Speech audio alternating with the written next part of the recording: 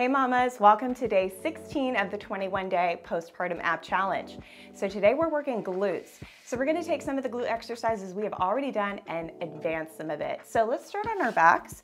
Mindfully come over so you're lying down on your back, knees up, heels down, hands by your hips. We're gonna start with a glute bridge and pulse at the top. So lift the hips, draw the pelvic floor, belly button to spine, and then drive the hips about 2 inches up and down. Just a little pulse in the top of that glute bridge range. We're gonna drive down through the heels, squeeze in the butt every time we come up. Now we're just focusing on keeping that tension in the glutes. So that's why we stay at the top of the range of the bridge. And again, it is a long interval, so try to stay in it as long as possible.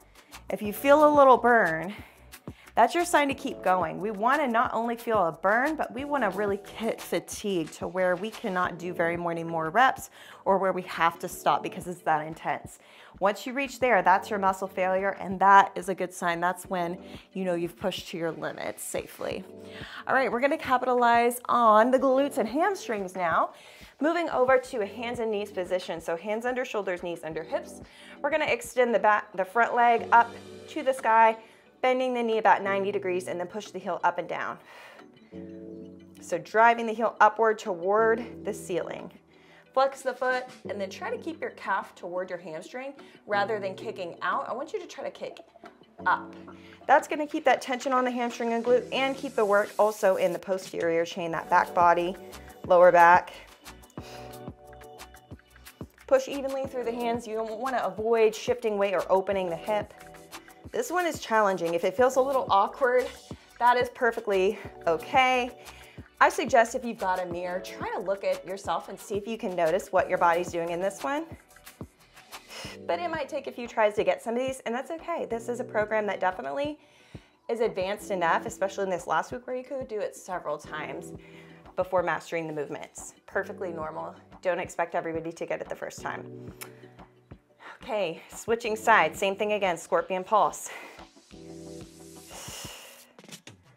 That being said, since it is more advanced this last week, if you have to scale back, if you have to modify some movements, and this one, a modification would be just to kick up once and then put the knee down.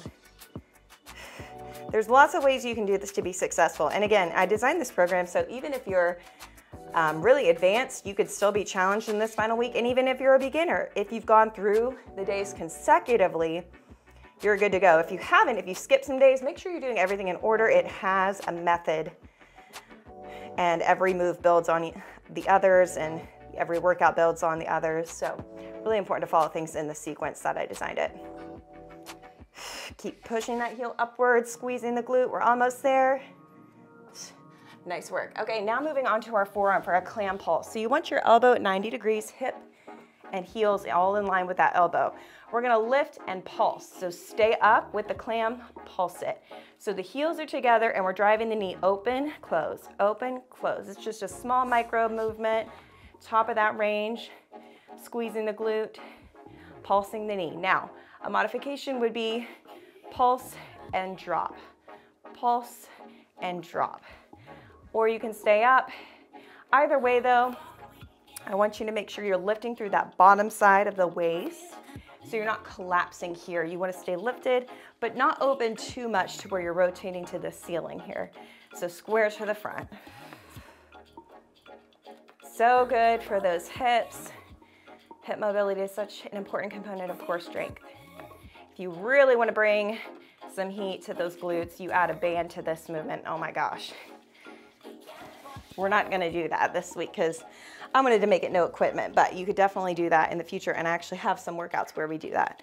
Okay, line it up on the other side. Open and close, just a little pulse. So the heels can stay together.